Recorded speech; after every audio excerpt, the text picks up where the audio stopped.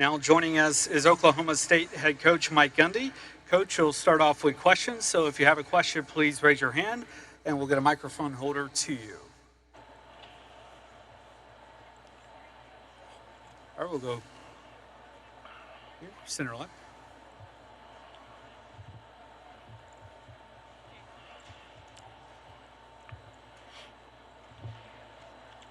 Hey, Mike, Eugene Rapay from the Des Moines Register. As a coach that's been around the block in the Big 12, what do you have to say about the way that Matt Campbell has built up Iowa State since taking over 10 years ago? Well, Matt's been very successful for quite a while. I was thinking about that the other day. I don't know how many years he's been there, but he's been very successful and done a good job. And not a place that's it's a really easy build, but built it up really well. They ought to take good care of him, try to keep him there as long as possible. He's been very good for our conference. Okay, we'll go center left. Mike, Eric Bailey with the Tulsa World. I wanted to ask you about the quarterback room. It looks a lot different than it did at the end of the spring. Can you talk about your message to the remaining quarterbacks and how their summer went? Well, obviously it's different. We don't have a quarterback that's ever played a snap for us at Oklahoma State. We've got a little bit of familiarity with a couple guys coming through spring, but it's one of the things in the future of college football that's a little bit scary is you don't have as many guys in that room as you'd want to, but I think that Coach Meacham and our staff understand the importance in finding out who gives us the best chance to win and building our offense around that system. Again, if you have a question, please raise your hand. We'll go to front row, center right. Hey, Coach Gundy, Nick Hamilton, Nightcast Media. Just wanted to ask you, going from being a former player to being a current head coach, how surreal is it for you to see yourself in the new college football game, and how much fun have you got a chance to even play it? I have not played the game, but I think it's pretty cool that somebody put me in a video game. I don't know if somebody showed me the picture just recently of it, and they gave me a great hairdo. Like, I have really good hair, but I mean, that's like permanent hair for like forever. But I'm good with it. I wish my royalties off it were as much as the players, but it should be fun. We'll go center left, third row. Skyler Dixon with the AP. Mike, how did the results of a year ago sort of shape your offseason assessment of where your program is? So the off-season for us has been crazy. Obviously, we know about all the changes in college football, and for the most part, we all live day to day. Players coming in, players going out, recruiting. For me, it was extremely busy. New staff, new coordinators. Those guys bring in their own staff. We have 65 new players. 35 of them we've never seen practice before. And they just showed up in June. 18 of those-ish are transfers and the other are high school players. So it's a very unusual experience. They've done really well over the last 4 or 5 weeks in off season. But August practice will be more important now than it ever has been based on the new faces. We'll go center right, fourth row. Coach Leo Rivera with Scope Up Sports. Having all these new players in, what is it like trying to build a scheme around so many new guys as compared to what you used to do 20 years ago, having, faces you were familiar with already? So whenever I used to go on vacation in July, I had a really good idea of who our two deep was going to be. In most cases, who the quarterback was going to be. I'm going to try to go on vacation in a week or so, and I'm not sure that I know who will be the starters in 8 of the 22 spots. That's not counting special teams. So it's very unusual. And coaches understand that it's going to happen faster in August this year than it ever has before, so we can get established, so we can create some identity, hopefully develop some team chemistry, and get ready to play in the first game.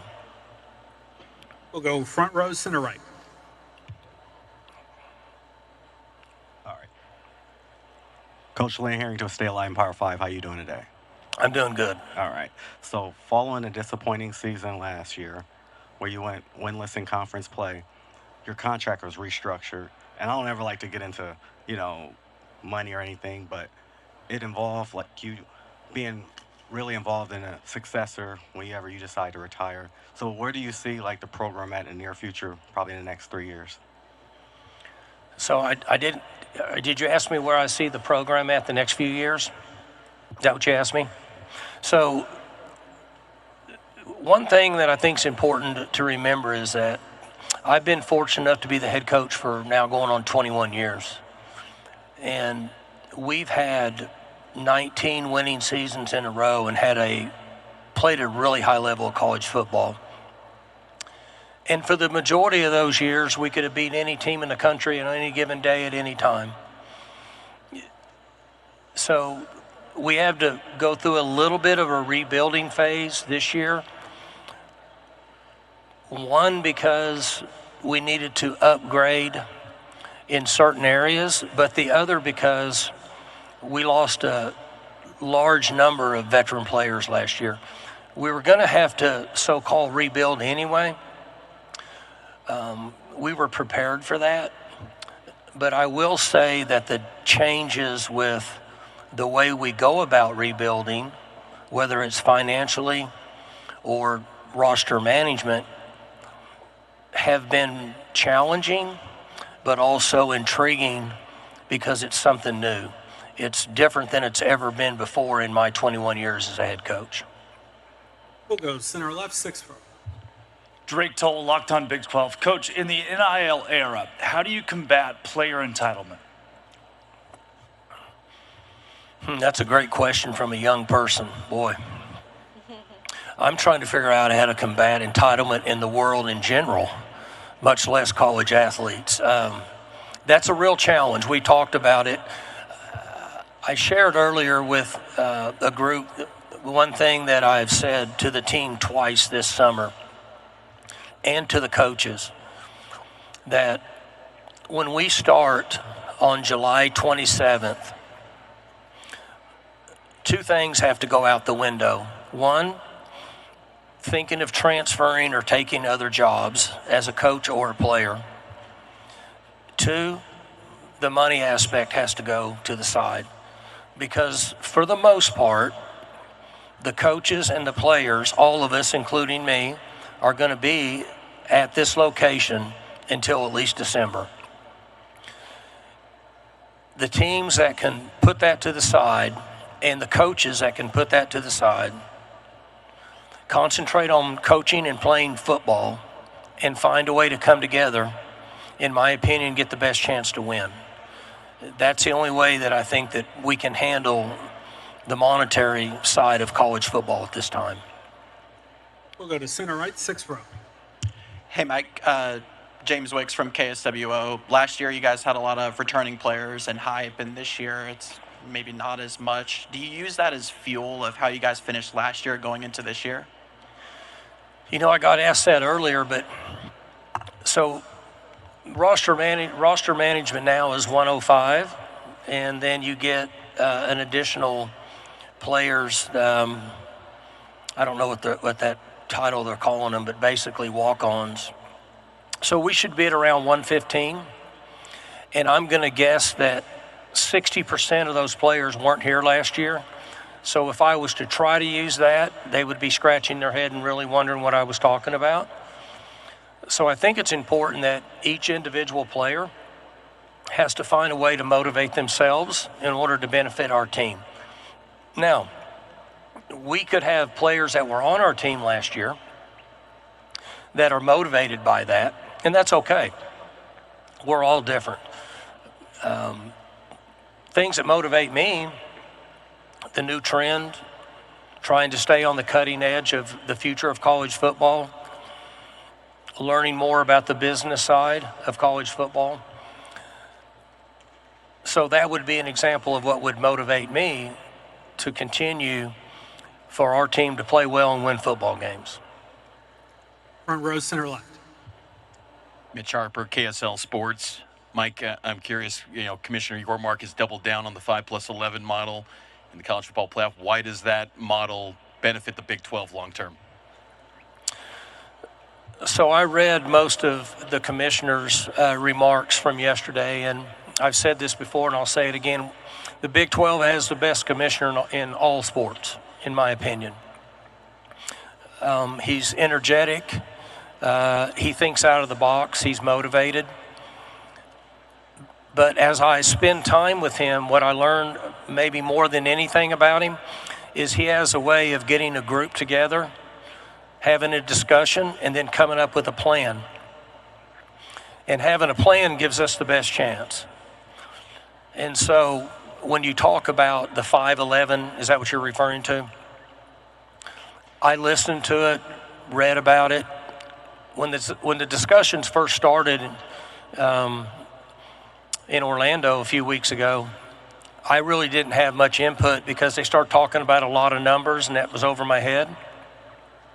But then as I listened to it and heard from all the other coaches, it made a lot of sense from the standpoint of, don't we all want to play the game and decide who should get in the end, and not just set it up to where certain conferences get in, whether they don't play as well as other schools, because ultimately we're trying to find the best teams, whatever that number is, to get in a playoff, seed them appropriately, and then let them play for a championship. And so I'm in agreement with the commissioner, and it's by far the best way. I understand the backlash. Well, what if you only get one team in? Well, then the other teams need to play better. That's what I would say to Oklahoma State. That's what I would say to me as a head coach. So I like the Big 12 Conference. I like the future of this league. And I put my name behind the agreement that we made, that standard, that 5-11 is the way it should be. And if you play well, you deserve it, you earn it, you get in. If you don't, then you try again next year. Time for a couple more questions. We'll go center left in the back. Good morning, Coach. Alyssa Cooper with the Fort Worth Star-Telegram. So the Big 12 Conference has undergone a lot of changes over the past couple of years. How does that impact your recruiting when you're talking to players about the level of competition and the exposure that they can expect? Well, one thing that's happened, to go back to what we've done with our Big 12 Conference and the networks that we now have invited in that are tied in with games and the coverage and exposure that we can get. We're up to 16 teams now. There's still a new feel to this league. I think that is exciting and draws viewership across the country. The one thing that this league has is a lot of rivalry games that will continue on with the teams that have been in this league for a period of time, and then some of the schools that have come in just recently allow that to happen. And then I'm starting to see some new rivalries that are being created. There's a lot of reasons for us to be able to communicate to a young man that they should be excited about playing in the Big 12 Conference. Our final question, center left. Yeah, Barry Trammell, Tulsa World. Mike, your quarterback model has changed. Used to be, we knew what it was. It's varied in recent years. What would you like it to be? And what are these guys contending for this job this year? How close are they to that standard? I think with quarterback play, it ties into kind of the new wave of college football, and that most coaches would agree that if you can keep two guys on your roster that have some sort of experience that you feel like can go in and compete in a game, that you'll be fortunate. I don't know that anybody will be able to carry three now because of the availability of quarterbacks to transfer. It is the one position that there is reason for transferring because obviously you only play one in a game.